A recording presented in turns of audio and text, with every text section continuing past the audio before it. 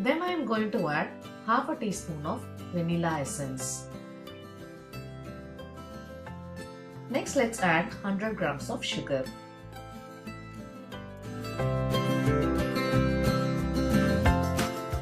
Now let's beat the eggs until it becomes voluminous and fluffy. In case if you don't have an electrical egg beater, you can always go ahead with a whisk.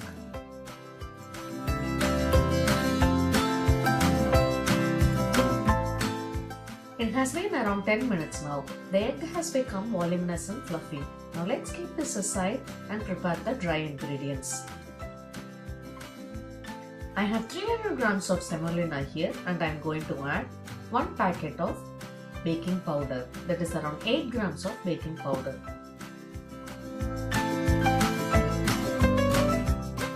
Next I am going to add around 80 grams of all-purpose flour or maida, however you call it. Now this all-purpose flour helps a cake to stick together. It acts as a binding agent. Now let's mix everything together with the help of a spoon so that the baking powder is well distributed.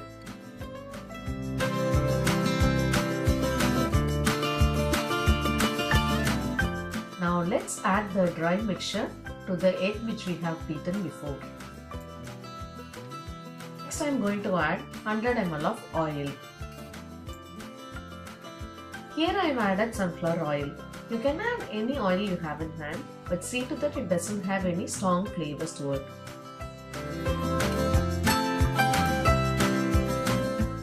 So now let's mix everything again together with the help of an egg beater so that the cake batter doesn't have any lumps.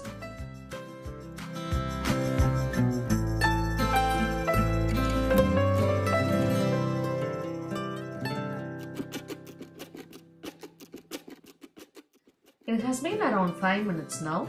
The cake batter is really thick, so let's loosen it up a little bit by adding 60 ml of milk.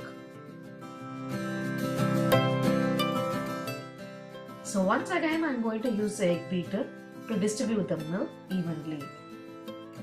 The cake batter is the perfect consistency and ready to be baked now. Let's go to the next step now. I have a round baking pan here and I am lining it up with a baking paper. This step helps us to remove the cake from the baking pan in the final step. So now let's transfer the cake batter to the baking pan. So after transferring the cake batter in the cake pan, I am going to bake it at 200 degrees Celsius for around 35 to 40 minutes. Depending on the oven you are using, the baking time may vary for 5 to 10 minutes. So keep an eye on the cake after half an hour, I would say. So I have folded the extra baking paper on the sides of the rim and I am going to bake this. So in the meantime, let's make a sugar syrup. I have a small saucepan here and I am adding 1 cup of sugar. Then let's add around 1.5 tumbler of water. To be precise, it is 350 ml of water.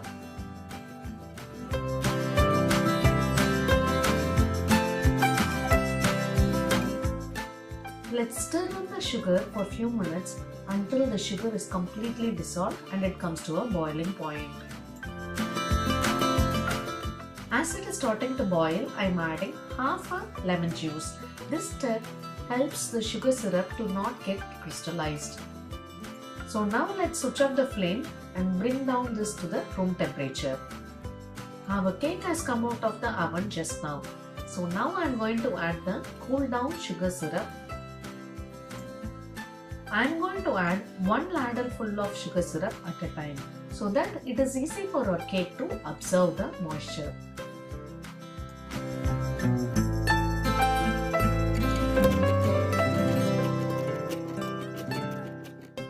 Adding the sugar syrup to the cake makes the cake moist and fluffier. I am going to add all the sugar syrup to the cake, but as you can see, I am going to add only 1 ladle full at a time.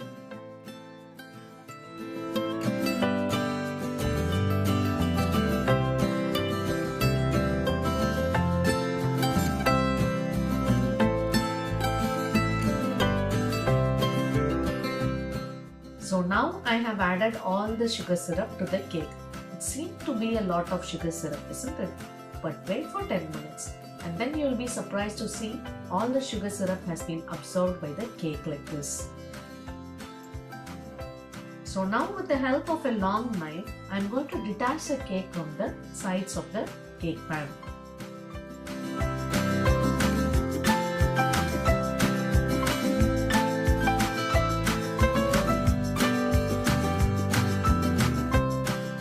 I would recommend personally to allow the cake to cool down completely and refrigerate it overnight before serving the cake.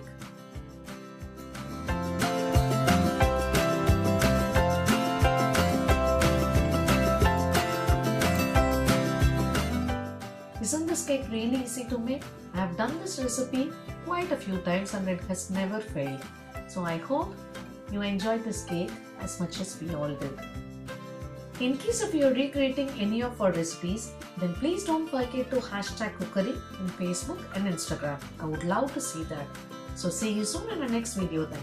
Bye bye.